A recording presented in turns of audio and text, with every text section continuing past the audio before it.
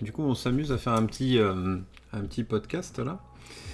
Podcast apéro, tranquillou, bilou, tous les deux. Et en fait, on vient de voir que ce soit ce matin ou plusieurs fois sur le Discord, en fait, on se retrouve avec le thème Windows vs Linux qui retombe encore et encore. Même Ouais, si- qui est assez récurrent. Donc ça fait. Bon, on s'est dit, voilà, il faut peut-être qu'on en parle entre nous pour voir ce que nous on en pense par rapport à la réaction des gens, des nouveaux qui viennent sur le serveur Discord et tout. Et ce serait bien aussi en toute transparence, poser tranquille, d'en parler entre nous, quoi. Se poser tranquille à la fraîche. À la tienne! Pendant l'apéro, à la tienne, Ouais. Herboxer. T'es à combien toi au fait? Moi je suis à 5-8. Pas devant la caméra. T'es à combien toi? 7-2. Ouais, tu me bats. Lyon 0, Nantes 1. On va voir à combien on est à la fin. Ouais, on verra. Ouais, c'est vrai que c'est un. Vas-y, continue. T'as une expérience, toi, du coup, sur Windows? Ouais, un petit peu. Comme tout le monde, je suppose. Ouais, j'ai mon expérience. C'est vrai que grosse différence entre moi, c'est que moi, je suis plutôt, par rapport à mon métier, je suis plutôt back-end. Je suis plutôt côté serveur. J'ai aussi une bonne petite expérience côté Windows quand on a des gens qui viennent pour demander. Et toi, je te retourne la question. Alors, moi, je travaille sur Windows. Donc, ma boîte m'impose de travailler sur Windows. Malgré qu'on ait 100% du temps sur les outils Google. On n'utilise que les outils Google, donc Google Doc, Google Gmail, tout ça. Donc en fait, travailler sur Windows, ça ne sert à rien aujourd'hui. Mais bon, c'est comme ça. Sinon, dans mon expérience, moi j'ai utilisé Windows depuis que je suis tout petit. Hein. Donc j'ai commencé mon premier PC avec un Windows 95. Après, j'avais un Windows 98 où j'ai accumulé les Blue Screen of Death. Et, Ah oui. et du coup, à l'un de mes anniversaires, mon oncle m'a offert du coup un PC avec Mandrake. Je sais plus c'était quelle version, c'était une vieille version il y a plus de 20 ans maintenant. Ou je crois qu'il y a 20 ans tout pile, c'était à mes 12 ans. Donc 20 ans et quelques mois. Et du coup, pas de Blue Screen of Death, mais un vieux KDE à l'ancienne, bien moche, hein, on va pas se le cacher, mais qui était complètement personnalisable. Là où sur Windows, sur Windows XP, tu pouvais changer juste le thème en olive. Sur Windows 98, tu changeais pas le thème. Ah ouais, ça oui. Après, Ah, mais tu... j'en connais beaucoup qui ont essayé de retrouver le thème Windows 98 là sur leur Linux par habitude. D'ailleurs, on le retrouve toujours aujourd'hui. Oui, mais attends, j'essaie de te rattraper. Bon, parce que moi, je voulais faire court. Toi, t'as développé sur. Oh bah vas-y. Vas-y. Moi, j'ai commencé sous Mac à la fac. Et les vieux systèmes Unix. Windows, j'en ai entendu parler en 98, donc quand j'avais 20 ans pile. Et mon première expérience, c'était Windows 98. Ensuite, j'ai vu Windows XP en 2003. Et après, j'ai basculé sous Linux 2004, 2007. 2004-2005 à peu près. Donc, voilà, donc t'as pas connu la magnifique ère Vista, Windows 7, Windows 8? Moi non, parce que c'était plutôt mon frère qui l'a bien connu. À un moment, il a tenu un ordi, il avait beaucoup de problèmes pour jouer à ces jeux à l'époque, quoi. Il y avait beaucoup de problèmes avec les drivers Vista et tout, c'était le bordel. Et sur Linux, t'avais pas de problème pendant ce temps-là? Menteur. Non. Tu me traites de menteur, moi? Ah non, c'est pas possible. Ah non, pas de gros problèmes. Si, peut-être avec les drivers Nvidia à un moment, mais sérieux problème avec. Ouais, là on parle quand même des Windows, des vieux Windows, des vieux Windows Linux quand même. Hein. Ça remonte, on est bien d'accord.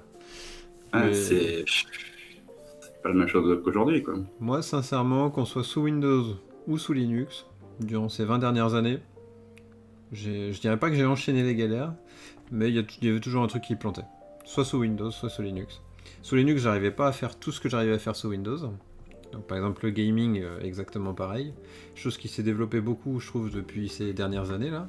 Vraiment depuis un an même d'ailleurs. Mais avant, c'était des galères, quoi. C'était bug sur bug. Bah, je vais te confirmer ce que tu veux dire, parce que le gaming, si tu vas dans ta direction, le gaming sous Linux est beaucoup plus abordable depuis 2018 à peu près. Depuis que Proton est là. Alors, c'était vraiment beaucoup de bidouilles, hein. Énormément de bidouilles, hein. Même pour les jeux natifs. Hein. La seule chose à laquelle je jouais, moi, c'est les jeux Battle.net. Starcraft, Diablo 2, Diablo 3, j'ai passé des milliers d'heures dessus et ça marchait au poil. Ah ouais.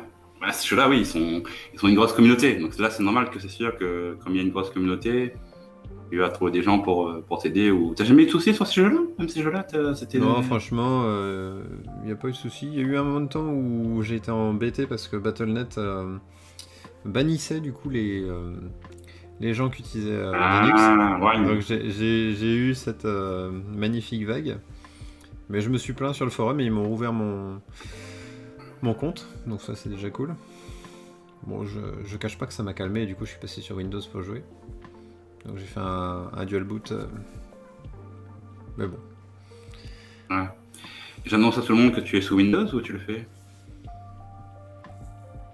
Là aujourd'hui, oui, je suis sur Windows, mais t'es un vrai rapace, toi. Mais de toute façon, ils le verront parce que ils verront la belle barre en bas à gauche. Pourquoi je suis sur Windows aujourd'hui? Parce que j'ai mes pilotes Nvidia qui plantent là sous Linux. Et du coup, j'ai fait le tour des potes de toutes les distribs Linux. Là. Et en fait, je voulais voir si avec les pilotes du mois de mai sur Windows, j'avais aussi le bug avec ma RTX. Et non, j'ai pas le bug. C'est vraiment pur Linux. Le problème de pilote. Ouais, bah, comme quoi, même avec les versions récentes et tout, on a toujours des problèmes du jour au lendemain, quoi. Même avec Windows, que ce soit Windows et Linux, on a quand même des problèmes récents. Pas avec ce driver. Quoi. Mais ouais, mais clairement pour moi c'est un peu une déception parce que j'ai l'impression que ça réagit pas. Hein. La communauté Linux réagit pas des masses. J'ai échangé encore ce matin avec la Bug Squad là, de chez Magia. Et apparemment, il y a des personnes qui ont une RTX 2080, donc la gamme juste au-dessus de la mienne, mais bon, c'est la RTX 2000 quand même. Et il n'y a pas de souci avec le même driver. Donc, ça, je suis très étonné. Franchement, j'étais très étonné, je leur ai même dit. Hein. Mais du coup, je suis en train de me poser la question si c'est pas un problème du combo Ryzen plus Nvidia. Parce que j'ai vu pendant la mise à jour que j'avais mes pilotes Radeon. En fait, j'avais un paquet Radeon firmware qui se mettait à jour aussi. Donc je me demande si c'est pas l'incompatibilité entre le Ryzen et la Nvidia. Ouais, mais il faut que tu saches aussi que... Comment t'expliquer ça de manière très simple? Les drivers Nvidia, ils sont très spéciaux aussi. Hein. Il y a des fonctionnalités, des fois, qu'ils laissent activer par défaut ou qu'ils ont oublié de désactiver sur certains trucs. Donc des fois, ça va passer pour certaines cartes, pas pour d'autres. À l'époque où j'étais chez Nvidia, j'ai bien vu ça. Quoi, donc, ils sont spéciaux aussi chez Nvidia. Hein, donc, que ce soit Windows ou Linux, ça dépend encore. Bah en tout cas, j'ai bien aimé la réaction de PopOS, hein, qui pour moi est plus saine. Quoi. Ils ont détecté le problème, plouf, ils font un backport vers le driver d'avant, quoi, qui fonctionne très bien. Ouais, mais PopOS, ils sont un système qui est basé sur le système de tuiles aussi. Ah, je réagis par rapport à ça parce que mon cerveau a tilté là-dessus. Je sais qu'ils sont très connus pour. Un système de tuiles? Ouais, leur système de tuiles. C'est-à-dire? C'est comme ça qu'ils gèrent. En fait, c'est comme ça qu'ils gèrent leurs fenêtres, leur bureau, leur écran, les effets que tu vois, la fluidité de ton bureau. Les tuiles, en fait. Ok. Et ça change quelque chose par rapport au choix du pilote? Non, dès que j'entends le mot tuile, désolé, c'est sorti de ma tête. Je pense au mot tuile quand j'entends PopOS. Ah ok, d'accord, ok, je comprends mieux. Ouais. Ok. Enfin bref, pour revenir au sujet, c'est vrai que Windows, Linux aujourd'hui, si on compare par rapport à il y a 20 ans, ça a bien changé. Je peux comprendre que les gens, quand ils arrivent, ils nous ressortent plus ou moins les mêmes clichés. Mais alors, oui et non, quoi. T'as entendu quoi comme cliché, toi, sur Linux? Que j'ai entendu, que j'ai lu. Oui. Bon, je vais pas citer de nom pour préserver la... préserver l'anonymat et être respectueux envers nos utilisateurs. Ce que j'ai vu, par exemple, c'est que les gros raccourcis comme quoi, oui, passer sous Linux, c'est de la merde. Je retourne sous Windows, c'est beaucoup plus simple. Tu vois ce que je veux dire, un peu. Oui, non, j'ai pas l'impression de t'avoir convaincu. Ouais, il y en a pas beaucoup qui l'ont dit hein, sur le serveur. Ouais. T'en as vu beaucoup, toi? Ou alors tu les as supprimés avant que j'arrive? Supprimés, non, je les ai pas supprimés. Pourquoi je les aurais supprimés? C'est toi, chef, c'est pas moi.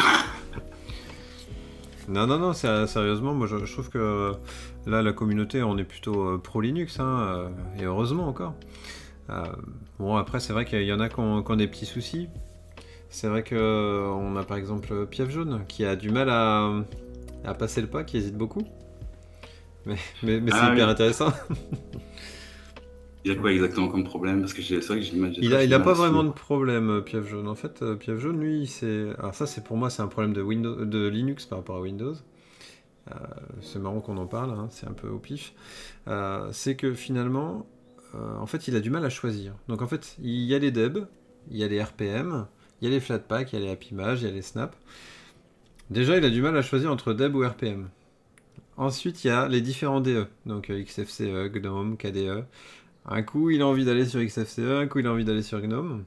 Donc, en fait, il a fait des virtual machines pour aider. Il a fait aussi des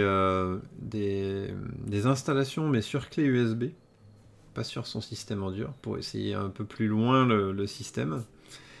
Mais du coup, il n'a pas encore passé l'étape du full Linux. Bah ouais, ou au moins un dual boot, quoi. Ça, c'est la première étape, et puis après, full Linux. Ouais. Mais bon, ce qui est cool, c'est qu'il est curieux. Mais c'est vrai que ça peut être un problème, ça peut être rebutant hein, pour un utilisateur Windows, d'arriver dans le monde Linux et de pas savoir par quoi commencer, quoi. C'est un très gros problème. Effectivement, ouais. Mais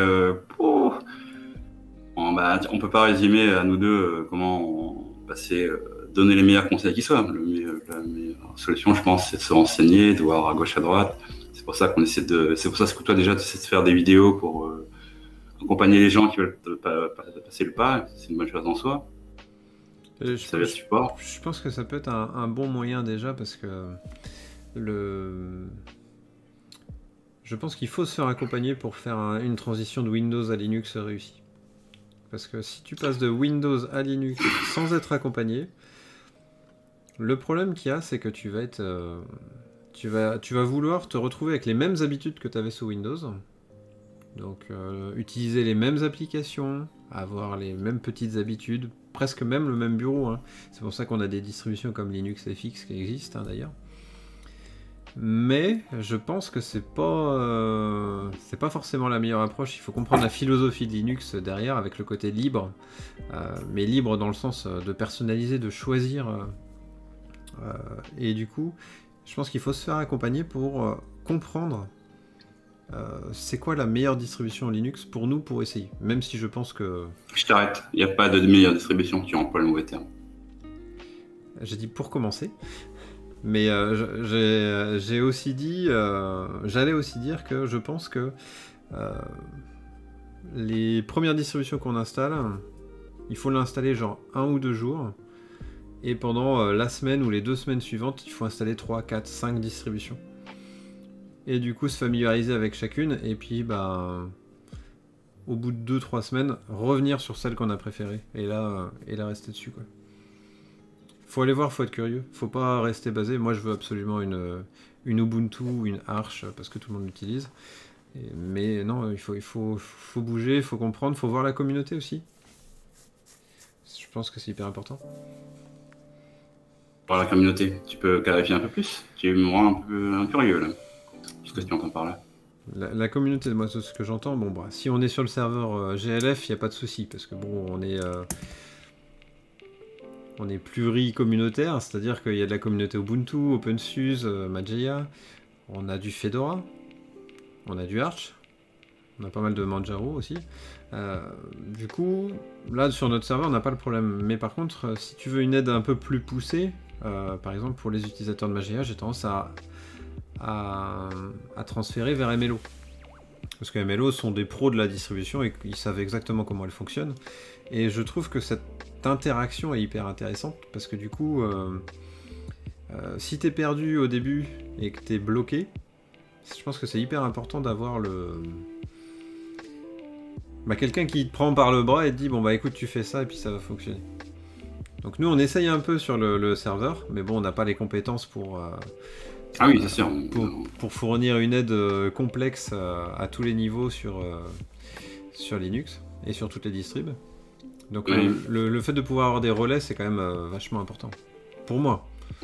Ouais. Bah, c'est comme par exemple l'exemple de hier soir, là, quand Pierre Jeune il a montré l'image du fameux tuto sur comment installer Arch, et parce que comme c'est l'une des rares vidéos qui sera en français pour installer Arch, j'ai de suite réagi.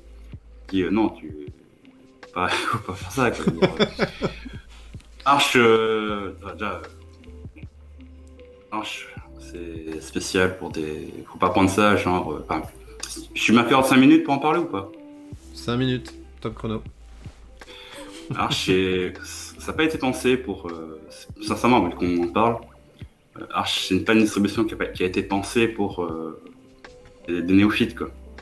C'est vraiment une distribution qui est là pour les utilisateurs qui veulent vraiment savoir comment monter leur distribution. Donc ça signifie d'avoir beaucoup de recul, un bon bagage technique sur les systèmes de fichiers, se dépatouiller avec son propre système Linux, connaître les différents systèmes de fichiers, ne pas avoir peur de la ligne de commande, parce que moi j'enlève tout ce qui est bureautique, tout ce qui est DE et tout, parce que c'est ça vraiment le vrai principe de KISS, c'est ça le vrai principe de Arch, c'est tout ce qui est bureautique, DE, ça c'est une couche superficielle. Un vrai archiste, lui, il regarde pas ça. Un vrai archiste, lui, il regarde ce qu'il y a derrière. Pour lui, le DE, c'est comme une voiture, c'est le truc du par-dessus, c'est le métal. Lui, le métal, il regarde pas ça, lui. Ce qui l'intéresse, c'est ce qu'il y a sous le capot. Un vrai archiste, il est là pour prendre cette voiture-là. Le truc qu'il y a dessus, il verra ça plus tard. Pour lui, c'est optionnel. Donc, il veut la voiture, mais le truc, le design, tout ça, il veut le moteur, ce qu'il y a dedans. C'est lui le pilote. Mais ça, c'est pour ça que je te dis, c'est comme si, pour simplifier, conseiller à un néophyte d'utiliser Archist, c'est comme mettre une voiture de course entre les mains d'un mec qui a jamais roulé en Formule 1. Quoi. Donc, non. Enfin, je te déconseille vivement de le faire. Même si aujourd'hui il y a des tentatives, comme a parlé Piaf hier soir, non, quoi. Je veux dire, c'est juste changer c'est juste packager quelque chose avec un utilisateur user-friendly qui va vous accompagner, et ça ne change rien à l'idée. Arch, c'est vraiment fait pour des gens qui s'y connaissent, quoi, qui ont déjà touché à plusieurs distributions, qui s'y connaissent. Je ferme la parenthèse. Merci Arboxer. mais moi je te cache pas que j'ai...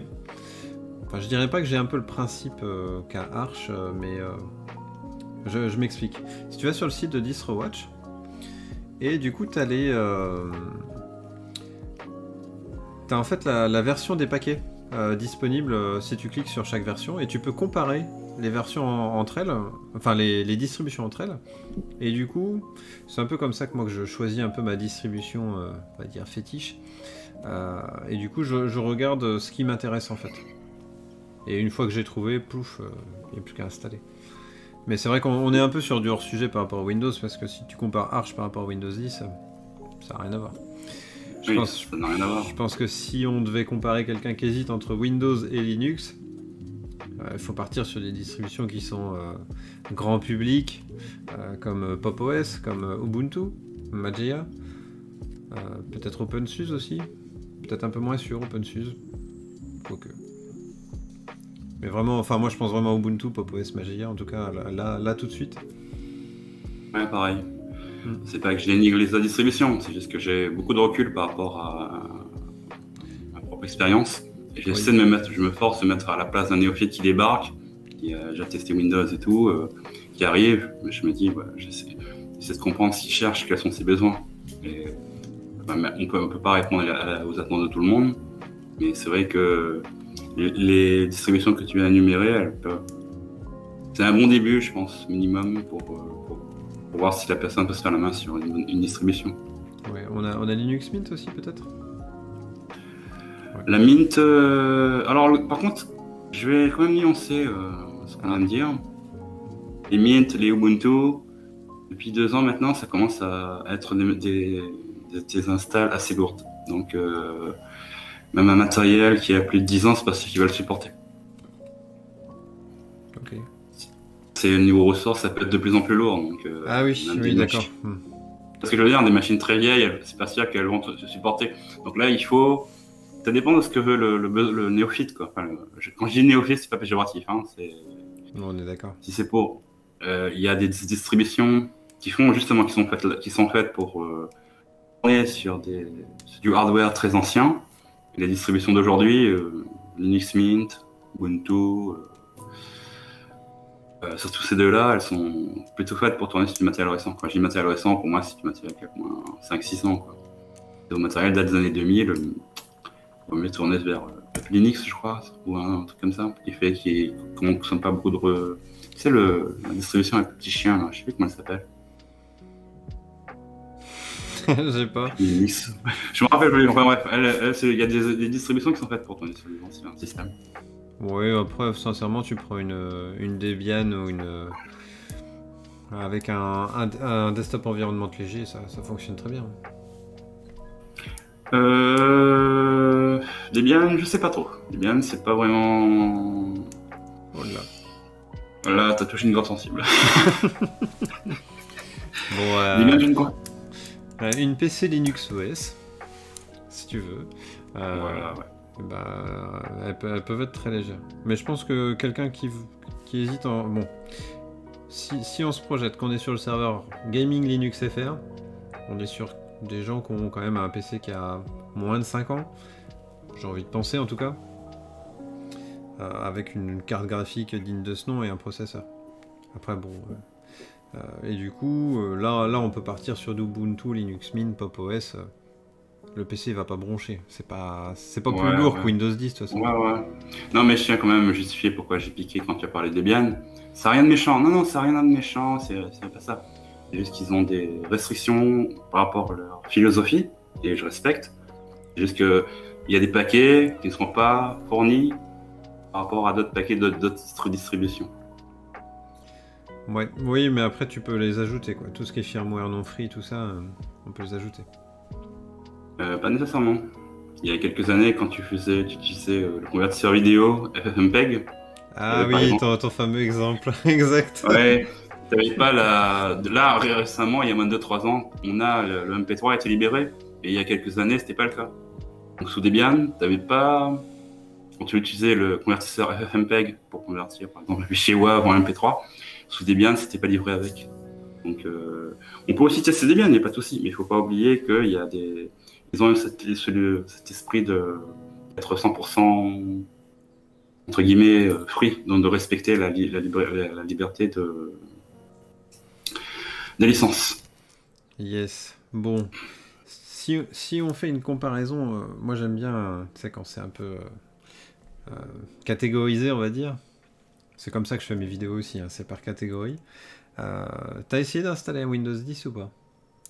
Dernièrement? Dernièrement, non. Il y a 2 ans, ouais, quand je faisais mes tests de virtualisation. Ouais, j'avais testé, ouais. C'est pas trop vieux. Est-ce que tu as vu la durée qu'il faut pour installer un Windows 10 de A à Z? Ouais, oui, j'ai vu. Bon, seulement j'ai vu, mais oui, vas-y. C'est pas quelque chose que tu fais tous les jours, l'installation d'un Windows 10. Mais ça n'empêche que quand tu le fais, faut prévoir ton après-midi. Hein. Moi j'ai été surpris, hein, là en l'installant hier, donc j'ai pris l'ISO du mois de mai, donc déjà c'est une ISO plus de 5 Go quoi l'ISO. Donc comparé à une Ubuntu qui fait 1 Go de quoi je crois de mémoire, donc on est à 3-4 fois plus. Donc déjà c'est le premier point. Ensuite bon bah l'installation est plutôt simple. Là-dessus franchement il n'y a rien à dire. Je trouve qu'elle est relativement simple. Mais une fois que c'est installé, donc au bout de 40 minutes, quand même, une 40 bonnes grosses minutes, alors que j'ai un SSD, là tu arrives sur est-ce que vous êtes d'accord pour envoyer des données vers Microsoft? Est-ce que vous voulez activer Cortana? Est-ce que vous voulez activer la géolocalisation? Patati patata, t'as un ensemble de questions qui sont un peu... Moi j'aime pas trop. Donc tu passes ton temps à désactiver toutes les options, là, clouc clouc clouc. Et puis bah, après, tu arrives sur le système et là, tu te rends compte bon, bah, que la carte graphique, tu es sur un pilote qui est hyper ancien, donc il faut que tu ailles sur le site de Nvidia pour aller télécharger des pilotes récents. La webcam, par exemple, la webcam n'était pas détectée. Enfin, si, pour être précis, elle était détectée, mais en fait, elle s'allumait, s'éteignait, s'allumait, s'éteignait. Donc j'ai dû aller sur le site de Riser, parce que c'est une Riser. Et pour installer l'outil, là où sur Linux, il n'y a aucun souci. J'ai eu quoi d'autre comme souci? Mes pilotes pour la carte Wi-Fi, pareil. Faut aller sur le site, donc t'as intérêt d'avoir un câble Ethernet jusqu'à la box. Et je pensais pas qu'en 2021 sur Windows 10 c'était aussi chiant quand même d'installer. Et puis bah il y a les mises à jour aussi, hein, le fameux Windows Update là qui est lent à mourir. Hein. J'ai l'impression d'avoir un débit. Ou alors les mises à jour sont énormes, je sais pas. Ouais, je pense que là ton test il est incomplet si tu fournis pas l'intégralité de ton hardware. Pour être tout à fait objectif, t'as quoi comme hardware? Du coup, moi j'ai une RTX 2070, comme j'ai dit au début. Bon, le proc, on s'en fout. La carte Wi-Fi. Si, c'est important. C'est important le proc. Donc j'ai un Ryzen 2600X. J'ai 16 Go de RAM. J'ai ma carte Wi-Fi, c'est un module Intel. Donc c'est quand même un module qui est normalement open source. C'est le IWL Wi-Fi, je crois. Donc peut-être pas qu'il est pas sûr qu'il est open source en fait. Bon, en tout cas, il n'est pas détecté par Windows. Par Debian non plus, mais bon, par Ubuntu, Magiga, il n'y a pas de souci. Voilà, que dire de plus? Non, c'est tout. Et puis ma Riser, une Kyo. Ouais, donc ouais, comme tu disais, en 2021, c'est un peu surprenant que tous ces périphériques ne soient pas automatiquement détectés. Alors, la carte graphique détectée, mais c'est des anciens pilotes qui sont installés. Des anciens. De quelle année Ah, j'ai pas regardé, mais j'aurais dû. Mais rien à voir avec ceux que j'ai installés. D'accord. Okay. Je crois qu'ils ont au moins 2 ans, les pilotes. 2 ans. Je m'aperçois que tu étais en vacances la semaine dernière, tu rentres et tu as toutes ces... Comment dirais-je, ce chapelet d'emmerde, entre guillemets, excusez-moi le terme. T'as accueilli, hein, t'as été gâté, quoi. Ah bah oui, j'ai été gâté, ça c'est le moins qu'on puisse dire. Mais bon, après c'est le jeu. Hein. La mise à jour est arrivée une journée avant que je parte en vacances, donc je l'avais pas faite. Et au retour, je l'ai faite et puis beau black screen. Mais chose qui n'arrive pas si souvent que ça sur Windows, tu vois. Donc là, je mettrais bien un point pour Windows. Là-dessus, alors tu vois, si on devait compter les points, grosso modo, entre Windows et Linux, c'était pas prévu qu'on fasse ça, hein, donc je note. On est à l'arrache. On est à l'arrache, de toute façon. Moi, je mettrais bien un point pour l'utilisation de la carte graphique, parce que là où sur Linux, tu vois, j'étais emmerdé dernièrement. Alors que sur Windows, je me rappelle pas avoir eu des gros soucis. En tout cas, au point d'avoir un black screen et obligé de réinstaller totalement la machine. Je m'en souviens pas en tout cas. J'ai déjà eu des bugs où j'ai dû devoir désinstaller le pilote et le réinstaller, au pire. Mais là, la machine est complètement inutilisable et le kernel se bloque, quoi. Donc c'est vraiment... Là, c'est moyen. Par contre, de l'autre côté, sur Linux, si tu as une carte graphique AMD, que tu as... une carte graphique Nvidia, mais pas récente, du coup. Ou alors on revient il y a 2 semaines, parce qu'il y a 2 semaines, j'aurais mis le point à Linux sans hésiter. Je pense que la vie, comme on dit, ça change, quoi. Ouais, et du coup j'aurais mis un point à Linux aussi pour ça, parce que la détection du matériel, l'imprimante, le micro, ça marche au poil, hein. C'est top. Marche pas? Ah si, sur Linux ça marche top. D'accord. Donc, du coup, au bilan de 5 jours de retour de vacances, par rapport au système de points. Attends, pour l'instant on fait un Windows vs Linux là. Du coup sur la partie matérielle, on va dire qu'on adresse un point à Windows parce que les pilotes graphiques fonctionnent au mois de mai sur Nvidia. Et on met un point sur Linux pour tout le reste. Ça n'a pas l'air vraiment très équitable tout ça, hein. Ah, ça me fait trop chier ce problème d'Nvidia. Ça n'a pas l'air très très équitable sur cette répartition des points. Hein. Alors, on a parlé de l'installation juste avant de Windows 10. Pour moi, comparé à Linux, je mets clairement un point de plus à Linux. Donc ça, on est sur un 2-1. Je te suis, mais ouais. Ensuite, si on parle des mises à jour. Elles sont lourdes. Donc je continue, moi je sens que tu veux dire qu'elles sont lourdes. Ah bah sur Windows, elles sont insupportables. Non seulement elles sont lourdes, il faut faire des reboots à chaque fois que tu fais une mage. Ça c'est super chiant. Attends, excuse-moi de te couper, parce que là, en 2021, t'es obligé de reboot. Ouais. Tu as une petite mise à jour Windows Update. T'as le truc en bas à droite, veuillez redémarrer votre ordinateur. Mais tu sais que sous Fedora c'est pareil. Si tu utilises Fedora avec GNOME logiciel, il te demande de rebooter à chaque mise à jour. C'est insupportable. C'est bien que t'en parles parce que j'avais fait la promotion de Fedora il y a quelques, je sais plus, c'était il y a quelques semaines sur le serveur de Discord. Donc là je disais que non, c'était pendant un live, pendant le dernier live. Je faisais la promotion de Fedora comme quoi c'était un truc spécial bureautique, c'était pour les développeurs, ils étaient sur le truc de la R&D et tout.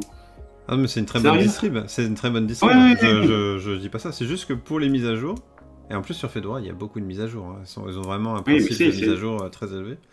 Et ben, en fait si tu utilises la ligne de commande sudo dnf upgrade, bref il n'y a pas de souci. Par contre si tu utilises GNOME logiciel, lui il t'impose de redémarrer. Mais c'est GNOME logiciel qui, je pense, il en fait des caisses quoi. Ouais. On a bifurqué, on revient au système de points. Ouais, les mises à jour. Donc, les mises à jour Windows vs Linux. Moi, clairement, je mettrais Linux avec un point. Hein. En plus, sincèrement, donc là au boulot, j'utilise Windows. Depuis les dernières mises à jour de Windows, on a des bugs à répétition. Des coupures de réseau, des coupures pour imprimer. On est pas mal. Hein. Et puis les coupures pour le micro aussi. Je coupe. Je te pose la question de manière très sérieuse. Ce que tu rencontres au travail par rapport aux coupures réseau et tout, c'est lié à ton réseau ou c'est lié à ton poste Windows? C'est lié au poste Windows. Que je sois chez moi ou au boulot, j'ai des problèmes et toute la boîte est pareille. D'accord. Il y a genre juste 3500 PC. Donc toute la boîte est pareille et depuis une semaine ça plante. Donc un point en moins pour Windows. On pourrait on pourrait faire des points en moins, oui. On met plus 1 pour Linux et moins 1 pour Windows. Là je suis d'accord. Next, comme on dit. Next, les applications. On peut parler des applications. Attention. C'est très généraliste tout ça, hein. Donc c'est très généraliste, mais je le dis, je sens venir là. Alors, déjà on peut commencer par les applications installées par défaut quand tu installes une petite Windows. Tiens, bah attends, je te partage mon écran pour que tu vois en même temps. Partager l'écran. Là.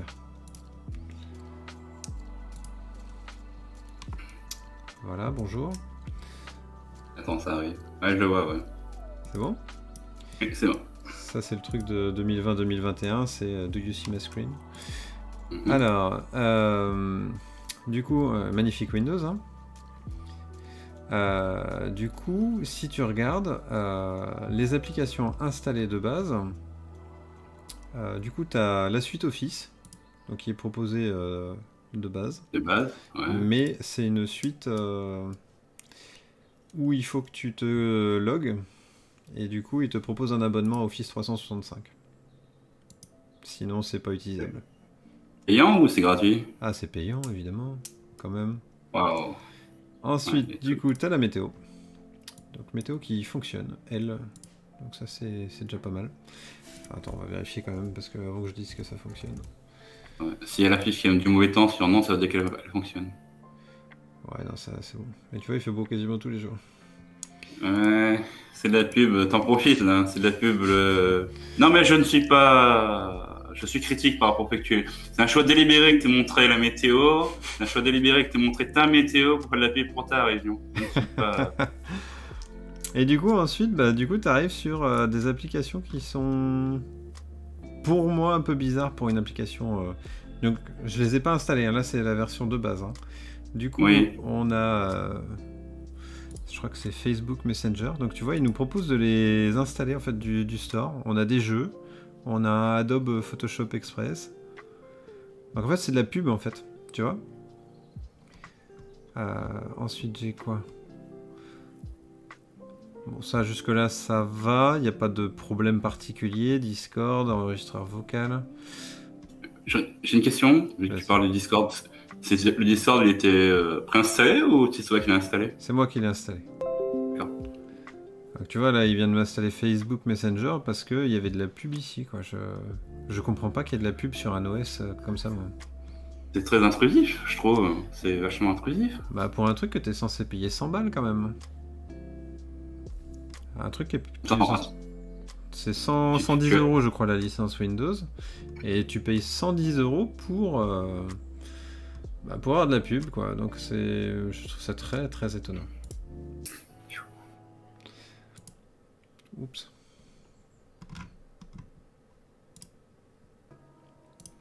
J'ai fait la boulette, j'ai pas cliqué sur le bon lien.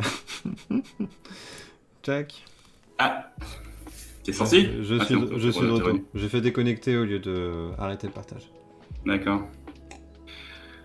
Bon, ouais, je t'ai pas dit, mais je suis à la deuxième. Je suis sage, moi, monsieur. Je suis toujours à la première.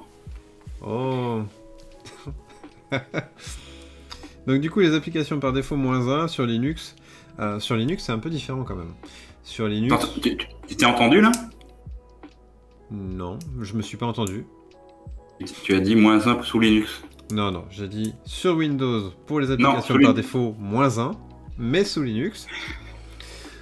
Mais sous Linux, par contre... Bah moi, ce que j'aime bien, c'est qu'il y a plein de profils types de distribution. Tu prends la Garuda Linux, tu as le mode bulldozer pour faire le gaming, où tu as 1 million d'applications. Et à côté de ça, tu as des distributions qui sont beaucoup plus légères, où il n'y a quasiment rien dedans. Et c'est à toi de façonner ton système. Donc là, c'est vachement variable. Mais Garuda qui est basé sous Arch, et qui est une rolling release. Ouais, mais là, on est sur les applications par défaut, là. Ouais, donc là, non, mais je vais quand même le préciser. Ouais. Ouais, justement, on peut en parler. Du coup, Windows, c'est une rolling. Au final, on est d'accord.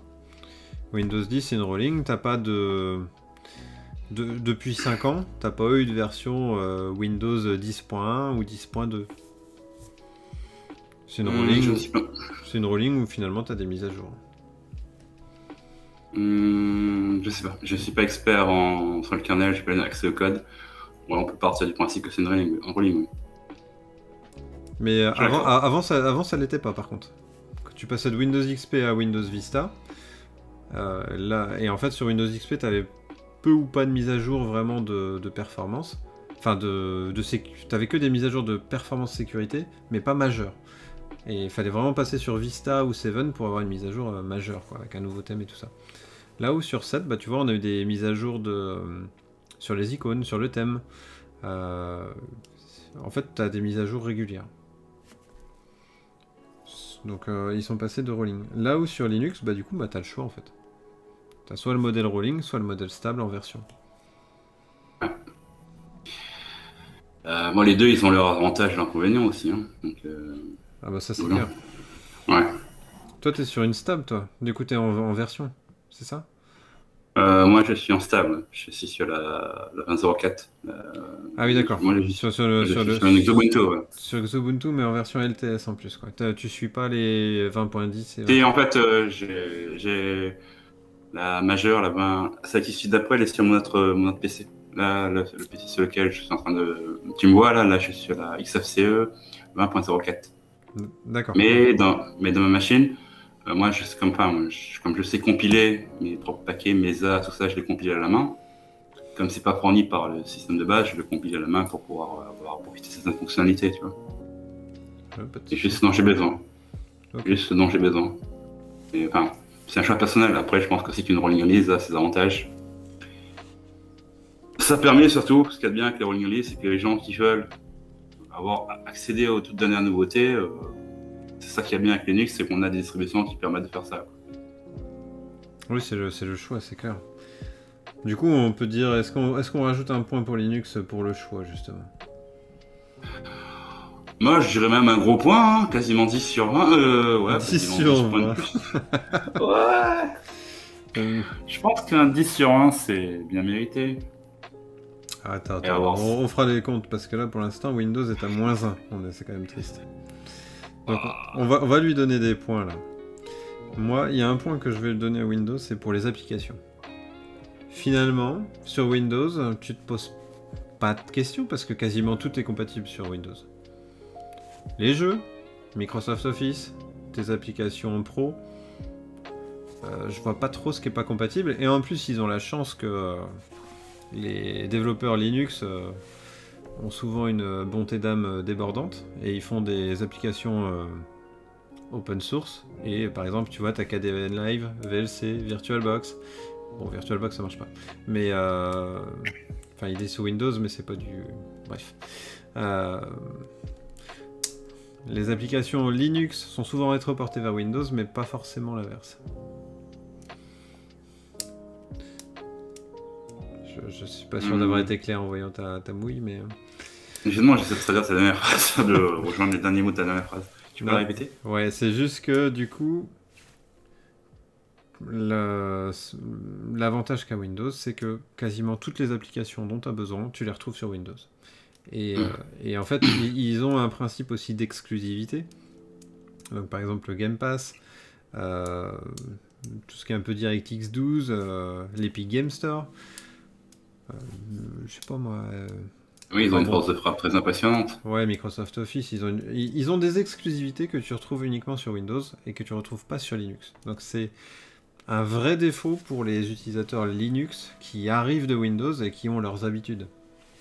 Donc la personne qui a l'habitude d'utiliser Microsoft Office, et je connais quasiment tous les Linuxiens vont dire, bon bah écoute, va sur LibreOffice, c'est la même chose.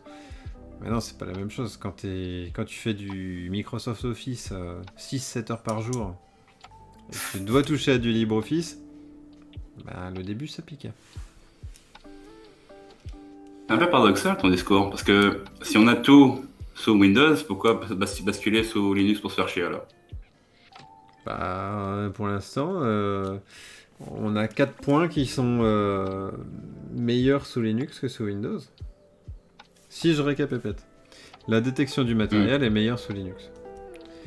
Les mises à jour sous Linux sont clairement meilleures que sous Windows. Bon, sauf pour mon pilote graphique Nvidia. Les applications installées par défaut, c'est clairement à l'avantage de Linux. Parce que là où sous Windows c'est intrusif, t'as de la pub, c'est pas fou. Donc tu vois, ça fait des avantages. Et en plus, on avait le point, du coup, où tu as le choix sur Linux d'avoir du rolling ou du stable. Là où sur Windows, tu que du rolling. Oui, la seule façon d'avoir du stable, c'est de ne pas faire la mise à jour. C'est quand même une grosse faille de sécurité aussi, quand même, hein, parce que c'est exposer si ton poste est accès à Internet directement, c'est une grosse faille de sécurité, quoi. Et si par exemple, ton navigateur n'est pas mis à jour et tout, c'est une grosse faille de sécurité si tu le fais pas, quoi. Si c'est juste pour répondre à tes besoins de stabilité et de ne pas avoir les trucs de rolling release, ça craint. Exactement. On dit, ça craint énormément.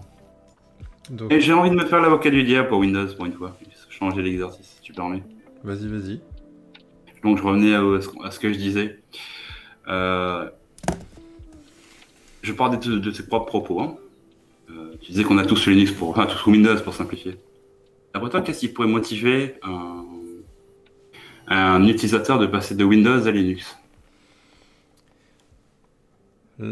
Sur les applications ou en général? J'ai pas précisé, ma question est générale. Les bugs, premièrement. Il y a le confort. Moi, ce qui m'a fait passer de Windows à Linux, sur mon système de jeu, parce qu'en fait, quand j'ai acheté ma belle RTX 2070, les pilotes Nvidia, encore une fois, c'était de la merde. Et du coup, j'ai été sous Windows pour jouer. Mais bon. Du coup, ce qui m'a convaincu de passer sous Linux, c'est les mises à jour en premier lieu. Les mises à jour de Windows sont insupportables. T'es en plein jeu, Et là, tout d'un coup, tu as un pop-up. Veuillez redémarrer, on a installé les mises à jour. C'est juste insupportable. Et ensuite, ben, il y a la lenteur de Windows. En fait, là, je viens de l'installer, mon Windows. Il est super rapide, il est très véloce. Je le laisse pendant 6 mois. Dans 6 mois, c'est un... Il va ralentir en performance. Par exemple, l'explorateur de fichiers va être plus long à démarrer. Firefox aussi. Là où sur Linux, c'est stable, quoi. Tu reviens au bout de 2 ans, le PC il démarre aussi vite. Bon, il est peut-être un chouille plus lent à démarrer, mais les applications sont plus rapides enfin, sont toujours aussi rapides à démarrer, quoi. Ça, c'était un gros point. Et puis la personnalisation qui m'a... C'est vrai qu'on n'en a pas parlé de la personnalisation aussi. Le fait que Windows, moi je le trouve pas très joli en fait. Après c'est les goûts et les couleurs, hein, mais j'ai tendance à me lasser très franchement de l'apparence de mes fenêtres. Et moi j'ai besoin de personnaliser. Et... De toute façon tu le vois dans mes vidéos YouTube. Hein, oui, je sais. Ouais. Toutes les semaines ou toutes les 2 semaines je fais un nouveau thème parce que j'adore faire ça et j'ai besoin aussi. Mais je sais que c'est ton croquis de changer de thème tout le temps et tout. J'ai remarqué. T'inquiète pas. Ouais, non, mais j'ai répondu. Enfin, tu as répondu à la question. Maintenant, je vais te poser quasiment pas l'opposé, mais qu'est-ce que tu n'aimes pas sous Linux? Les pilotes Nvidia. Mais encore. Alors, là, j'ai oublié un truc dans le truc que j'aimais bien sous Linux et que je retrouvais pas sous Windows. C'est la communauté. C'est vrai que j'en avais parlé au début. Ça, pour moi, c'est hyper important. Le fait de pouvoir nous retrouver entre nous avec la même passion. Sur Windows, je sais pas s'il en existe. Je crois pas qu'il existe des communautés gaming Windows FR. Je suis pas sûr. Mais par contre, on est tous à peu près pareil avec la même veine et la même bienveillance. On va dire. Quand tu t'attaches à un système Linux, tu as une sorte de bienveillance qui naît. Et ça, c'est pour moi hyper important. Donc j'attends toujours que tu répondes à la question. Ouais. Du coup, ce que je n'aime pas sous Linux. Ouais. Donc du coup, ce que je n'aime pas sous Linux, c'est... ça peut paraître un peu bizarre. C'est un peu la guerre des clans, côté communauté, qu'on peut retrouver aussi. Moi, ça a tendance à me déranger. Tu vois, tu as une mini guerre des clans entre Growling, stable, entre Debian, Arch, entre KDE, GNOME. Et c'est vrai qu'on a, on a toujours des... En fait, on a une énorme chance, c'est d'avoir beaucoup de choix sur Linux. Et on a toujours des casse-couilles qui veulent un seul OS pour être... pour avoir un OS qui concurrence Windows et macOS, alors que moi personnellement je m'en fous. Mais bizarrement, ça me rappelle le premier live auquel j'ai assisté où ça parlait justement des fameux DE, où j'ai vu justement cette guerre des clans, ça l'illustre très très bien. Santé. Excuse-moi t'avoir interrompu. Non, mais t'as raison. Mais oui, ça a tendance à m'agacer. Et c'est d'ailleurs pour ça que sur le serveur GLF, j'ai été assez chiant là-dessus, parce que à chaque fois, j'ai dit non, on ne fera pas de rôle par distribution. Donc je dis pourquoi pas, si vous voulez le mettre dans la signature, vous mettez votre distribution favorite. Pourquoi pas, mais je voulais pas faire de rôle distribution parce que on le voit sur tous les forums, il y a des trolls ou il y a des clans, et ça, je trouve que c'est toxique, ça sert à rien. Ça, c'est vraiment un truc que j'aime pas sous Linux, mais sinon tout le reste pour moi c'est que du kiff. Après il y a la désillusion de ne pas pouvoir plaire à NeoClust qui veut jouer à Fortnite sous Linux. Parce que, parce que le système anti-cheat ne fonctionne pas. Bon, moi ça me touche pas perso, je ne joue pas à Fortnite donc j'ai pas le problème. J'ai tendance à beaucoup jouer aux jeux de simulation auto, tu vois, Assetto Corsa. J'ai mon Logitech G920 qui est parfaitement reconnu. Enfin, je peux pas m'en plaindre, quoi. Donc, on joue à CSGO ensemble, puis je fais des tests de compatibilité des jeux. J'ai fait Tomb Raider, enfin c'est super varié quand même maintenant avec ce qu'on arrive à faire sur Win. Et il y a même des jeux. Mais par contre, on va dire qu'il y a un jeu qui sort là demain sur Windows. C'est pas dit qu'il sera compatible tout de suite sur Linux. Ça, Cyberpunk 2077 qui a posé énormément de problèmes sous Proton. Mais ça s'est amélioré. Mais ça, ouais, voilà. Mais du coup, il faut attendre 1-2 semaines pour que ça se débloque, si on a de la chance. Ouais. Pendant que je parle de Cyberpunk, juste 30 secondes. Vas-y. On a fait une mise à jour spéciale dans Proton pour s'adapter à un bug qui a été repatché par l'IA. C'est chaud quand même. Spécial. Ouais, mais attends, j'ai pas compris du coup. En fait, ils ont fait pas un correctif, mais un truc qui s'adapte pour que le jeu puisse tourner. Ouais. Alors que c'était en fait un bug que l'équipe de... ah oui, c'était un bug du jeu en fait. Ouais. Ah oui, d'accord. Grosso modo, pour simplifier, c'est ça si tu veux, parce que normalement c'était pas... En même temps, quand tu vois l'état du jeu à la sortie... Oui, bon, là, je referme la parenthèse. Là-dessus, c'est pas ouf. Et toi, du coup, tu m'as demandé mon avis, mais je t'ai pas demandé le tien. Et vous, Airboxer? Je commence par quelle question? Eh ben... qu'est-ce que tu détestes dans Windows?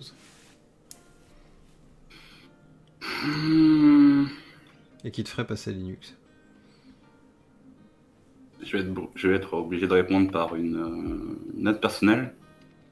Parce que moi, j'ai connu Linux à l'ancienne, donc j'aime bien tout ce qui est terminal. Tu me connais, moi, j'aime bien tout ce qui est terminal. Je suis pas très rattaché à tout ce qui est graphique, quoi. Ce que j'aime pas chez Windows, justement, c'est que déjà leur commande CMD, elle est très limitée au niveau des possibilités par rapport au shell script de Linux. Donc ça, c'est un très mauvais point pour eux. Et ils n'ont pas vraiment fait évoluer. Il y a le PowerShell aujourd'hui, mais ça reste quand même très limité, quoi. Il y a le PowerShell, mais il y a aussi le Windows Shell Linux. Oui, ça c'est un gros morceau, faudrait qu'on en parle aussi. Je sais pas où je termine maintenant les questions, on en parle après. Ouais. Et du coup, ok, donc toi c'est le terminal qui te rebute sur Windows, grosso modo. Ouais, ça. Aujourd'hui. Et du coup, qu'est-ce que tu n'aimes pas sous Linux? Pas que je n'aime pas. Enfin, si, un truc que je n'aime pas, c'est de guerre des clans, quoi. Pas vraiment la guerre des clans, mais... Oh, pourtant, tu l'entretiens, Airboxer. Oh, c'est pour taquiner les gens. J'aime bien taquiner pour les artistes, j'aime bien les taquiner. C'est juste pour voir si la personne, elle s'y connaît ou pas. Donc, c'est juste, ça me permet de savoir si la personne, elle s'y connaît sous Arch ou pas. Parce que c'est pour voir quelqu'un débarquer et dire oui, passez à Arch, pas trop, quoi. Contrairement à certains qui lancent un challenge à un néophyte pour lui demander d'installer Arch, je pourrais aussi te retourner le truc, non? C'est quelqu'un de ta région. Quelqu'un de ma région, en effet. Mais après, moi, je n'ai rien lancé. Il s'est lancé le défi tout seul. C'est juste que j'ai accepté qu'il ait le défi. Ouais. Bon, et puis, vu qu'il est breton, ben... Alors, on connaît le caractère des Bretons, hein. Une fois que tu commences quelque chose et que tu as un challenge, soit tu le réussis, soit tu crèves. Ouais. Là, pour clôturer les deux questions que tu m'as envoyées, là, ce que je n'aime pas, c'est vrai que pour moi, tout ce que tu fais, toi, pour moi, c'est nouveau. Parce que moi, comme je t'ai dit, je suis plutôt back-end, donc je viens du côté serveur. Hein. Donc je suis plutôt habitué à passer mes journées dans le terminal. Donc tout ce qui est bureautique, tout ce qui est... différentes distributions que tu testes et tout, je t'avoue, pour moi, c'est vraiment nouveau tout ça. Hein. Je suis pas vraiment un spécialiste de tout ça. C'est pour ça que je suis venu à votre première réunion pour apprendre un peu plus sur les distributions, tout ça. Je suis plutôt du côté back-end, je m'occupe de tout ce qui est les serveurs Linux, côté serveur web, tout ça, patati patata, quoi. Je t'avoue qu'à la première réunion, j'ai cru que tu me trollais, Airboxer. Je te trollais, c'est-à-dire? Parce que t'es arrivé en disant, moi je connais pas les DE. Non, c'est vrai. Non mais enfin, ça me paraissait pour moi pas normal, quoi. Non. Et je me suis dit, putain, il est en train de me troller, lui. Et en fait, non, t'étais vraiment intéressé par le débat, quoi. Oui, bah, j'étais vraiment intéressé parce que, comme je t'ai dit, aujourd'hui, je le découvre tous les jours. Je suis vraiment, je l'avoue, je suis une bille en tout ce qui est développement du côté desktop. Et DE, je n'y connais absolument rien. Je viens du monde back-end, le monde Linux, IT. Donc, nous, du côté IT, on s'en bat les couilles de ce qui est bureautique Linux. Ce qui nous intéresse, c'est les performances des serveurs, quoi. Donc, moi, je suis pas front-end, donc je suis non, je suis front-end, pas back-end. Donc, tout ce qui est bureautique, je connais rien. Donc, vos ressentis sur, par exemple, pourquoi, je vais te répondre sincèrement, vos envies de changer vos bureaux tous les jours, pour moi, ça me paraît, comme moi, je viens de l'autre côté de l'écran, tu vois. Pour moi, ça me fait bizarre. Je me dis, c'est bizarre que ce genre de besoin soit aussi fort dans la communauté, parce que tu vois, je dis pas qu'il y a un clivage. C'est vrai que moi, c'est mon métier d'être du côté serveur. Donc pour moi, tout ce qui est bureautique et tout, ça me paraît bizarre. Je me dis, je dis pas que les gens ont besoin de se faire soigner, pas ça du tout. Et ça me paraît, mais c'est bizarre comme hobby. Je trouve ça vraiment étrange. Bah, tu vois, on a mis le serveur vos bureaux Linux là. Et tu vois qu'il y en a quand même pas mal qui postent Oui, du coup j'ai vu, ouais. leur screenshot avec souvent un NeoFetch, ça me fait rire le NeoFetch. Euh, mais, Non, mais mais pour moi c'est un art, hein. Enfin c'est très con à dire, mais il y en a ils font de la peinture, il y en a ils font... Ouais, enfin je vois ça vraiment pour la peinture. Pour moi le fait de faire son desktop c'est un peu un art dans le sens où tu as une myriade de thèmes possibles et tu peux tout configurer. Et le moment où tu as la globalité de ton thème et que ça devient un truc qui fonctionne et qui est plaisant à l'œil, en tout cas pour soi, c'est subjectif, hein, bah, moi, c'est un vrai kiff, hein. Là, c'est oui, oui. pur Non, mais kiff, là, quoi. Mais par en contre, t'écoutant, je comprends clairement ton ressenti en disant, bah oui, qu'est-ce qu'il fait là? Le but, c'est de faire un point A, un point B, que la couleur soit rouge ou verte, on s'en fout. Mais c'est un peu comme quand je choisis ma voiture, tu vois. Ma voiture, j'aime qu'elle dégage quelque chose. J'aime être content quand je suis dans la voiture. J'aime que les cuirs soient... qu'il y a un toucher, un textile. on est d'accord. C'est un peu ça. Ouais, ouais, c'est ça. Par l'analogie à la voiture, moi, ce qui m'intéressait, c'est le moteur, ce qu'il y a à l'intérieur, tu vois. Donc, l'extérieur, tout ça, l'habillement de la voiture, l'intérieur de la voiture, ça, je regarderais pas trop. Je trouverais ça bizarre. Bah, tu vois, moi, Et, sur une voiture, par exemple, ce qui m'intéresse beaucoup, c'est le bruit qu'elle fait. Mais c'est aussi le toucher, la couleur, la vision. Euh, et pareil, si j'ouvre le capot, moi je suis une bille en mécanique, hein. Je le dis clairement, ouais, voilà. je suis pas comme Benoît, je suis une bille en mécanique. Si j'ouvre le capot, j'aime que ce soit joli et bien agencé. Mais par contre, si c'est un moteur V8 et pas un moteur V6, moi tant que le bruit que j'entends me plaît, pourquoi pas. Et pourtant, je fais de la simulation auto, tu vois, donc Ouais. c'est... On parlait de Linux WSL, je sais pas trop quoi là, le portage, enfin, entre guillemets, l'accessibilité de Linux depuis un post Windows. Ouais. J'ai pas trop regardé ce truc-là, je sais que c'était dans ses balbutiements en 2018-2019. J'avais un collègue développeur qui a voulu tester, mais il n'a pas été très convaincu au début. Ouais, Finalement, il s'est monté une machine virtuelle Linux, quoi. je pense que c'est encore pas au point, hein. Mais t'as un vrai terminal Linux sur Windows maintenant. D'accord. Donc ça mériterait que tu te penches dessus, peut-être que ça pourrait te plaire. Ouais, faudrait que je regarde. Parce que moi, je suis très habitué en terminal, donc... Et en plus, c'est le terminal Ubuntu, quoi. Donc t'as les commandes Ubuntu dessus. Tu vois, t'as le apt, c'est vraiment du Ubuntu, quoi. Ah, donc c'est des portages spéciaux. Ouais, faudrait que je regarde. C'est des portages spéciaux des paquets Debian sous Windows? Alors là, je sais pas te dire, D'accord, ouais. Faudrait que je regarde ça. mais oui. D'accord, Ouais, ok. je pense que ça pourrait t'intéresser. Bon, en tout cas, si t'es d'accord, moi je mettrais un gros point pour Windows, pour les applications. Parce que j'ai pas fini ma Ouais. truc des apps. Pour moi, sur Linux, on s'en sort. On a des alternatives à toutes les possibilités Windows. Et si tu veux faire n'importe quelle chose, tu as une application qui y est dédiée. Mais tu n'as pas toutes les possibilités. Donc je ne mettrai pas de point. Je ne mettrai pas un -1 pour autant. Parce que je trouve que c'est possible.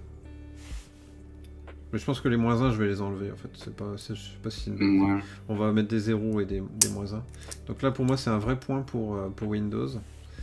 On peut peut-être faire un spécifique pour les jeux, parce qu'on est quand même sur le serveur gaming Linux. Bon là je pense qu'il n'y a pas trop de débat, même si tu es contributeur Wine, excuse-moi. Can you repeat, please? Yeah, My God. Wine. Oh. Santé. Qu'est-ce qu'il faut pas faire? Ouais. Du coup, force est de constater qu'aujourd'hui, Windows domine le marché du gaming.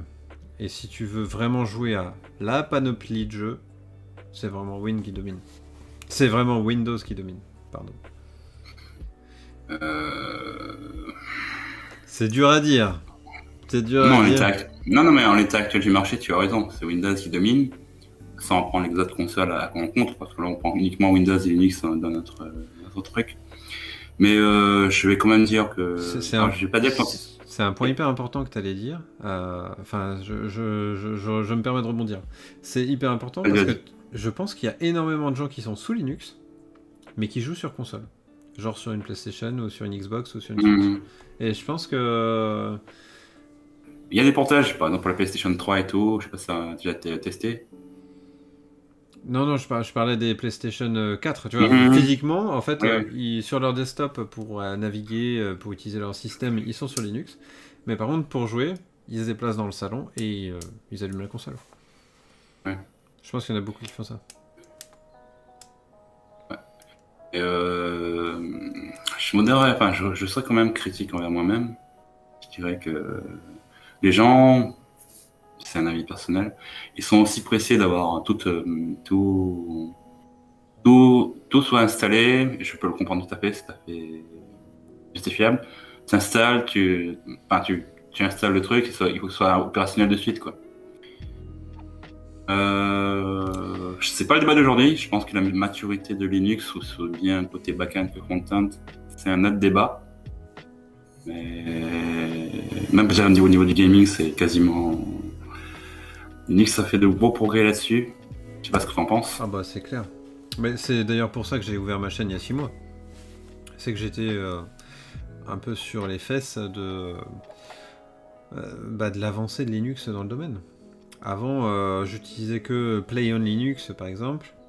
Et ça marchouillait quoi. Ça marchait vraiment sur certains jeux, mais fallait pas être gourmand quoi. Là où maintenant, aujourd'hui, franchement, avec Proton, c'est le contraire en fait. Il faut être difficile pour pas trouver son bonheur sur Linux. Ouais, il reste quelques jeux. Par exemple, c'est la majorité, je veux dire, au 60%, c'est des jeux comme des MMO, où ils ont des trucs d'anti-cheat à l'intérieur, ce qui fait que tu peux pas jouer et tout. Bon, ça, c'est pas partie de la majorité, mais une minorité de jeux, ils sont comme ça, quoi. Ouais, c'est plus vrai aujourd'hui avec les derniers Protons, tu vois. La mise à jour qu'il y a eu, c'est Final Fantasy XIV. Et World of Warcraft, de l'autre côté, fonctionne à merveille sur... Ah, c'est une bonne nouvelle, j'étais pas au courant, tu m'entends quelque chose. Donc tu vois, FF14 et WoW, tu peux y aller sans problème. Ouais, bah c'est cool ça, c'est une bonne chose. J'ai pas fait FF14, mais je suis un gros... Bah tu vois, en fait, Vince FF, ça vient de Vince, Final Fantasy. Je suis J'apprends en live là, comme... Ah là, c'est une exclue là. Ah ouais, c'est une exclue là, c'est... D'accord. Là, tu me le dis, on va échanger. Faut que ce soit équitable. R Boxer, R c'est pour la Réunion. Ah, bah oui. C'est pour ça. Et Boxer, c'est pourquoi? Boxer, c'est pour... Non, c'est pour prévenir les gens que dans un débat, je suis quelqu'un de très tolérant, social, voilà quoi. Ah oui, d'accord. J'aime beaucoup les artistes et que je tolère tout le monde et tout, et que voilà quoi. Non, je te déconne. On restera en virtuel pour les artistes, vous inquiétez pas. Sur un ring, il n'y a pas de souci, je vous laisserai survivre. Arbitre aussi. Du niveau coup, bilan. Du oui, coup, Sur la partie jeu, je mets un point à Windows, mais je mets pas de point à Linux, mais je pense que dans les années à venir, ça risque encore d'évoluer. Donc on voit que Steam évolue rapidement. Oui, ils vont Et, sortir leur. et tu allais le dire, je pense, ils vont sortir leur Ouais. console portable sur Linux. Donc une sorte de Switch version linuxienne. Et je pense que ça va encore aider à améliorer le jeu vidéo sous Linux. Hein. J'en ai aucun doute. Et en plus, je pense que ça va utiliser une Tegra, donc les pilotes Nvidia vont s'y mettre un peu. Donc du coup, ouais. Qu'est-ce que tu penses de la démocratisation de Linux? Tu trouves que ça se démocratise? J'avais vu des graphiques pendant le confinement, donc au mois d'avril-mai, en disant ouais, il y a une remontée des utilisateurs Linux par rapport à Windows, mais je sais pas s'il y a je sais pas si vraiment le pourcentage monte. Je sais pas si je le souhaite non plus, mais. Tu souhaites pas que ça monte. Ah, tu ne souhaites pas que la démocratisation se fasse, c'est ça? Ah non, non, c'est pas ça. C'est en fait, je trouve qu'il y en a qui se battent pour être toujours au top, d'être le premier dans chaque truc. Moi, je m'en fiche. En fait, tant qu'on garde le même esprit. Tu vois, par exemple, hier, j'étais en réunion là, avec les magiciens, où finalement, on regarde ce qu'on va développer dans Magia 9, quelle publicité on va faire, grosso modo, qu'est-ce qu'on va apporter, qu'est-ce qu'on va améliorer. Et moi, ce qui me fait peur, entre guillemets, c'est que si Linux prend des parts de marché, genre bien balèze, il y a un gros qui se pointe, et en fait, il domine tous les autres. Et finalement, on se retrouve avec un Windows version Linux. C'est un peu comme Android aujourd'hui sur le smartphone, quand il y avait un iPhone qui était présent, et puis c'était Symbian, je crois, avec Nokia. Oui. Moi, j'ai vu de manière très favorable l'arrivée d'Android. Et je me suis dit, trop bien, on va pouvoir personnaliser son système et tout. Ce qui est vrai, hein, il y a des launchers et tout. Mais finalement, on n'est pas libre pour un sou sur Android. On est complètement bloqué, il faut router son système et vraiment bidouiller pour avoir le choix qu'on a sur Linux. Et moi, je veux pas qu'on démocratise dans le sens Android du terme. Je sais pas si j'ai été clair. Oui, je te comprends. Mais par contre, il ne faut pas oublier non plus on va prendre l'exemple très paradoxal qui me vient en tête. Canonical, c'était quand même, c'est une grosse boîte quand même. C'était oui. C'était quand même à l'époque quand ils ont sorti Ubuntu, c'était quand même risqué d'injecter plusieurs milliards. Je ne fais pas l'avocat du diable d'Ubuntu là. Une grosse entreprise, c'était quand même risqué d'injecter plusieurs milliards dans un truc comme ça. Ils ont réussi à le rentabiliser aujourd'hui, tu vois. Mais c'est vrai que ça ne répond pas aux attentes de démocratisation, parce que c'est un truc finalement pour leur boîte à eux. Ce qui a fait vivre, c'est de vendre Ubuntu pour les entreprises. Oui, pour les serveurs. Ouais. C'est Ubuntu serveur qui cartonne. Ouais. C'est vrai que je pense qu'on ne peut pas attendre que ce soit une entreprise. Déjà, le point fort de Linux, j'ai dit Ubuntu, désolé, j'ai fait faire un lapsus. Le point fort, c'est que ça appartient à la communauté. Donc, une entreprise ne peut pas arriver et dire tiens, venez, je vais démocratiser Linux. Ça appartient à la communauté et ça sera toujours à la communauté. Je ne sais pas si tu es d'accord avec moi. Oui et non, mais après, on va dire que je suis d'accord dans l'idée.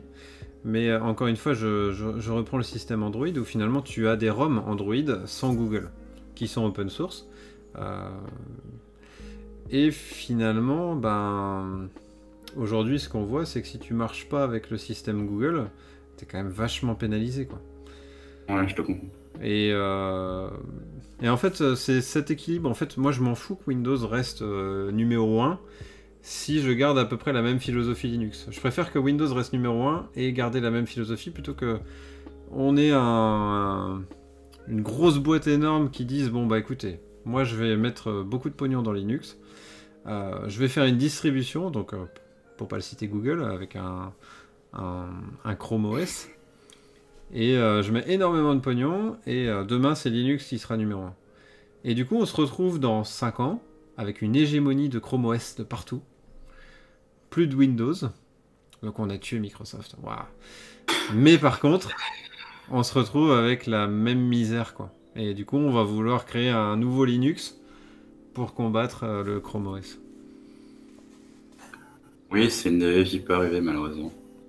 Donc grande chance d'arriver, je pense. Oui, je voulais pas le dire à haute voix, mais c'est vrai que on se rejoint là-dessus. C'est vrai qu'il faut quand même, faire attention à la démocratisation. Il faut que, je dirais pas que il faut qu'elle se fasse, qu'elle ne se fasse pas, mais il faut qu'il y ait des garde-fous, quoi. Il faut qu'il y ait des gens qui veillent dessus, parce que ça se passe, comme on dit toujours, ça se passe d'abord sur les marchés financiers. À partir du moment où une boîte a décidé d'investir des gros sous, c'est qu'il y a toujours un objectif à court terme et à long terme derrière. Donc, après même s'il y a de belles paroles, il faut toujours faire gaffe derrière. Bah oui, exactement. Et du coup, si je fais le bilan, pour l'instant, on a 6 points pour Linux et 3 points pour Windows. En conclusion, Linux a trouvé un bon concurrent en face de lui, quand même. Moi, je le rendrais comme ça. Windows a trouvé un bon concurrent en face de lui. Oui, on va dire que oui. Après, on n'est pas forcément objectif parce qu'on est utilisateur de Linux et on kiffe comment fonctionne Linux. Et c'est pour ça que, heureusement, Linux est devant, parce que sinon, je pense qu'on se poserait des questions. Oui. Mais je récapitule du coup au niveau des points.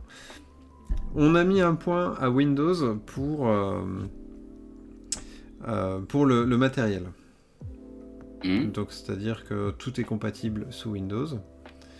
On a mis un point pour les applications. Donc toutes les applications tournent sous Windows, ou presque. Donc on a des exceptions, hein, que ce soit sous Linux ou macOS. Le Flight Simulator, la grosse exception. Le Flight Simulator, il est sous Windows. Oui, mais il tourne aussi, il y a des portages pour le faire tourner sous Linux. Ah oui, mais si tu veux le faire tourner sur Windows, il tourne sur Windows. Oui. Et sur le gaming, c'est un point aussi pour Windows. D'ailleurs, il y a un truc que j'aimerais bien qui arrive sur Linux, mais je pense qu'on n'est pas prêt de le voir. C'est le Game Pass. Le Game Pass, c'est un petit abonnement de 9 balles par mois. Une question, tu ouvres une parenthèse? Parce que ça, c'est une grosse parenthèse. Ou... Vas-y. Non, mais c'était pas une parenthèse du tout à la base, mais c'est vrai que pour le jeu, moi j'ai une Xbox One X. Juste à côté. Et je trouve ça génial, quoi. Le principe du Game Pass, 9 balles par mois, t'as 200 ou 300 jeux. Tous les mois, t'en as des nouveaux. Et en plus, t'as des jeux très récents. Hein. Tu vois, le prochain Forza, il sera directement présent sur le Game Pass. Je trouve ça... Moi, je trouve le principe génial. Je trouve que Microsoft a tout compris là-dessus. Et ça, j'aimerais bien que ça arrive sous Linux. Très sincèrement, mais faudrait que Microsoft arrive à s'ouvrir, ça serait cool. Et du coup, ça fait 3 points pour Windows, donc matériel, application, jeux vidéo. Et sur Linux, les points qu'on a mis, c'est le matériel aussi. On a mis un point pour le matériel, donc on avait mis un point. On a mis un point pour l'installation de Linux, qui est clairement plus facile et plus rapide que Linux. Windows. Ah oui, que Windows, ouais. Ah bah, comparé à Windows, l'installation de Linux, c'est du pipi de chat. Ça, c'est clair. Du coup, les mises à jour. Les mises à jour sur Linux sont non seulement... on a le choix. Il y a la fréquence. Enfin bref, c'est complètement différent. Les applications par défaut. C'est-à-dire que quand tu installes Linux, bah, t'as pas des pubs qui sont intégrées à ton menu démarrer. Ce qui est pas ouf. Sur Linux, on a mis un point aussi pour le choix entre rolling ou version. Donc c'est-à-dire qu'on a le choix, encore une fois, d'avoir une PC Linux OS ou une Manjaro qui se mettent à jour du coup tous les jours, ou un coup de version, donc tous les 6 mois, par exemple pour Ubuntu, ou pour Mageia tous les 18 mois. Le côté et le dernier point qu'on a mis, c'est pour la communauté. Donc la communauté Linux qui a le mérite d'exister et qui est bienveillante, quoi. Si on exclut les guerres de chapelle. Ouais, c'est clair. Ouais, je dirais pas la communauté, je dirais les communautés qui parfois peuvent se tenir la main et faire front commun pour avancer. Ça, c'est une bonne chose. Ouais. Ça arrive des fois, mais c'est une bonne chose. Mais bon. Est-ce qu'on a tout dit? Et non, on n'a pas tout dit comme on parle des communautés. La communauté francophone. Qu'est-ce qu'elle a, la communauté francophone sur Linux? Quel est ton ressenti par rapport à la communauté francophone? Alors, la communauté francophone, moi, je la sépare en deux. On a les progressistes, si j'utilisais un peu le mode politique, et on a les libristes purs. Et je trouve qu'il y a un fossé qui s'écarte entre les deux. C'est-à-dire qu'on a les libristes purs qui veulent utiliser Linux dans la philosophie pure du terme, donc pour les libristes hein, évidemment, ce qu'on a retrouvé sur Debian Facile. Hein. C'est pas du tout un jugement que je fais, hein. C'est vraiment une philosophie et clairement je la respecte. C'est qu'ils veulent utiliser que des applications libres de droit qu'ils peuvent contribuer dedans et que du coup qui est piloté par une communauté. Tout ce qui est propriétaire piloté par une entreprise, c'est exclu de ce monde libriste. Donc on retrouve des Triskel, on retrouve des Debian purs aussi, hein, qui sont vraiment orientés là-dedans. Et de l'autre côté, on a l'autre fossé, où on a les progressistes qui, pour eux, Linux doit se développer, et on a besoin des entreprises pour se développer. Donc on doit avoir des pilotes propriétaires Nvidia, on doit avoir Steam, on doit avoir du Epic Game Store, on doit avoir du DaVinci Resolve pour faire du montage vidéo. Et du coup, eux, on va dire, tirent la force du libre, mais ne ferment pas la porte aux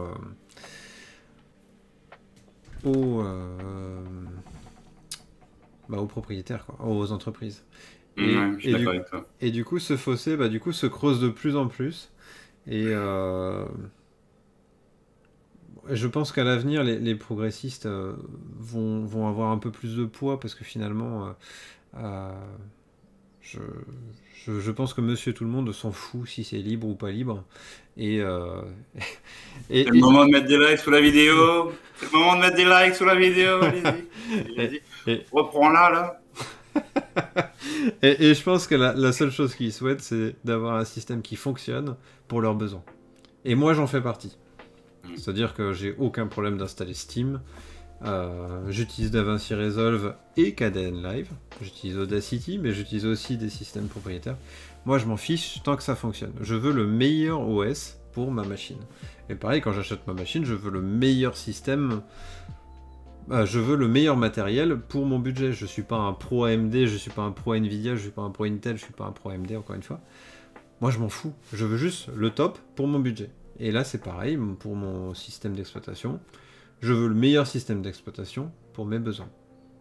Et si j'obtiens ça avec Windows, feu pour Windows, c'est parfait. Mais là, aujourd'hui, je trouve que j'ai plus d'avantages à fonctionner sur Linux. Mais par contre, le jour où ça s'inverse, j'aurais aucun mal à retourner sur Windows, parce que ce que je veux, c'est le top du top. C'est simple. Mais c'est pour mes besoins, en fait. C'est pas pour rien. C'est pas pour rien que je te posais la question, parce que moi aussi, il y a quelques années, en 2003-2004, j'ai failli devenir, on va dire, un puriste de Debian. Donc, aujourd'hui, je tiens exactement ce genre de discours. Oui, à mes débuts sous Linux, j'ai failli basculer, on va dire, du côté très libriste, une branche très extrême. Donc, heureusement, pour moi, je l'ai pas fait. Donc voilà. Heureusement, après, moi, comme je te dis, pour moi, il n'y a pas d'état de jugement. Après, c'est si t'es... Non, je le parle au niveau professionnel. Oui. Oui. D'accord. Je respecte leur... Non, c'est pas une attaque, pas du tout. Je précise mes propos. Je parle au niveau professionnel. C'est vrai que au niveau professionnel, ça ouvre plus de portes quand tu as une démarche progressiste. Quand tu cherches du travail côté back-end, c'est sûr que tu vas plus trouver du travail si tu as une vision progressiste du truc. Là, je parle par rapport... Je respecte leur vision des choses. Et au niveau personnel, moi, ça m'a ouvert des portes professionnellement. C'est pour ça que quand j'ai vu quand j'ai changé le truc, c'est pour ça que je me suis mis à. Bah, c'est pour ça qu'en 2006, j'ai basculé vers Ubuntu parce que j'ai vu que ça m'ouvrait des portes et tout, et donc c'est pour ça que j'ai changé du jour au lendemain. C'est pas pour rien que je t'ai posé la question, parce que moi, j'allais me justifier juste après. Ok. Bah, c'est pas pour rien qu'on discute ensemble autour d'une bière. Ouais, je sais. Tiens, je vais m'ouvrir ma deuxième pendant qu'on y est. Elle est toujours là, la tienne?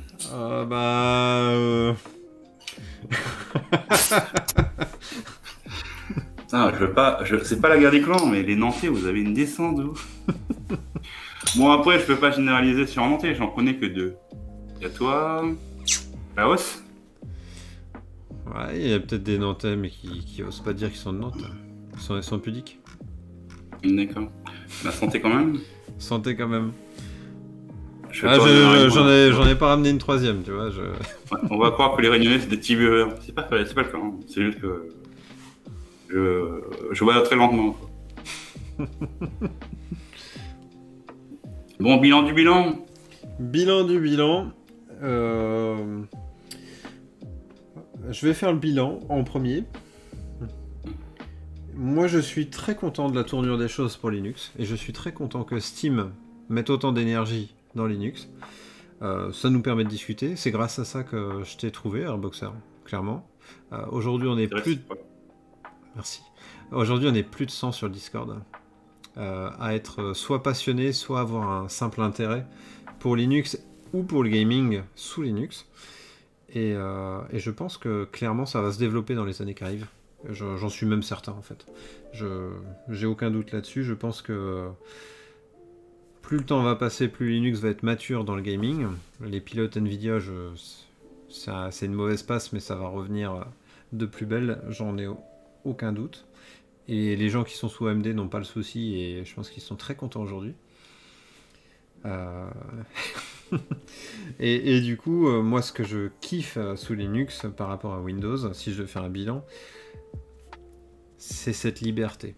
Liberté de faire ma mise à jour, liberté de contribuer à un projet, liberté de faire de la publicité pour un projet, intégrer une communauté, personnaliser mon thème comme je l'aime, et Dieu sait que c'est important pour moi. Et puis encore une fois, c'est cette foutue communauté où finalement on se ressemble beaucoup parce qu'on a la même philosophie. Donc c'est hyper important. Et toi, Airboxer, petit bilan après 1h30 de vidéo. Déjà un bilan de la communauté. Moi, je suis très heureux de vous avoir tous rencontrés. Parce que quand j'ai décidé de passer le pas de back-end, donc de sortir du côté obscur, on va dire, du terminal, je ne pensais pas que la passion pour le bureau, ça existait autant que ça. J'ai rencontré des personnalités vraiment loufoques. Quand je suis arrivé dans le salon bureautique, j'ai vu partager vos salons, je fais « faut que tous les maîtres à l'Asie, ils sont complètement fous ». Non, mais je ne savais pas qu'il y avait des gens qui aimaient ça, quoi. Et ça, maintenant, je comprends que... Et au-delà de tout ça, j'ai rencontré une superbe communauté, quoi. Des gens qui ont des avis différents, on partage, on fait des débats, on discute, on joue aussi. C'est vrai, comme ce soir. Ouais, comme ce soir. Ouais. Enfin, on joue, moi je travaille, je fais le lapin ce soir pour le patron, n'oublie pas. Mais t'es un lapin pro. Oh, c'est gentil. Lui, un bon niveau de lapin, quoi. Il joue, moi je travaille, moi je fais le lapin ce soir. Non, mais ce qu'il y a de bien, c'est que voilà, il y a cet esprit d'ouverture, de tolérance qu'on a sur le serveur qui est bien. C'est ça qui est cool. C'est des valeurs auxquelles je tiens, la tolérance, s'entraider surtout. Je veux t'avouer qu'il y avait un moment, je croyais que dans la communauté, il y avait plus les gens voulaient. J'ai cru qu'à un moment, que vu qu'il y avait Proton maintenant, les gens ils voulaient plus. Il y avait plus ou moins le sentiment que, avec le fait que Steam, avec Proton, avait amené le jeu, le rendu très accessible, c'était quasiment devenu comme Windows, que la communauté, ça n'avait plus de sens. Ah oui, carrément, d'accord.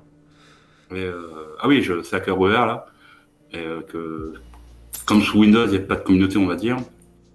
J'ai cru à un moment que les gens, ils étaient maintenant servis et il n'y avait plus de besoin et que voilà quoi. Donc il n'y avait quasiment plus de communauté. Et là, le fait de découvrir que finalement, il y a quand même des gens comme toi, des gens comme le Belge, je vais l'oublier parce qu'il est stagiaire, et comme Ben, des gens comme Klaus, ça fait super plaisir. Un petit bonjour à la Belgique en passant, ça, le stagiaire, parce que voilà, le lundi, je le retrouve. Moi, je déconne. Non, ouais, un bilan très très positif. Et bilan de 1h30, là, pareil, quoi. On a bien discuté et tout, et ça fait plaisir. Bah oui, autour d'une bière, on était super bien. Bah, j'espère qu'on pourra se refaire ça et du coup, bah, je pense qu'on va s'arrêter là. Alors, on va aller laisser l'antenne, comme on dit. Ouais, on va rendre l'antenne. Mais du coup, si jamais ça vous intéresse, ce genre de petit podcast autour d'une bière, eh ben, faites-le savoir dans les commentaires. Avec Airboxer, on va vous lire. Et puis, bah, on en fera d'autres. Et puis, on en refera d'autres, tout simplement. Bah oui, il faut. C'est l'été qui arrive, donc voilà, quoi. Exactement, donc il va falloir se déshydrater. Attention. Préparer le carburant. Exactement. Bon, bah sur ce, je vous dis tchuss. Tchuss. Allez, ciao.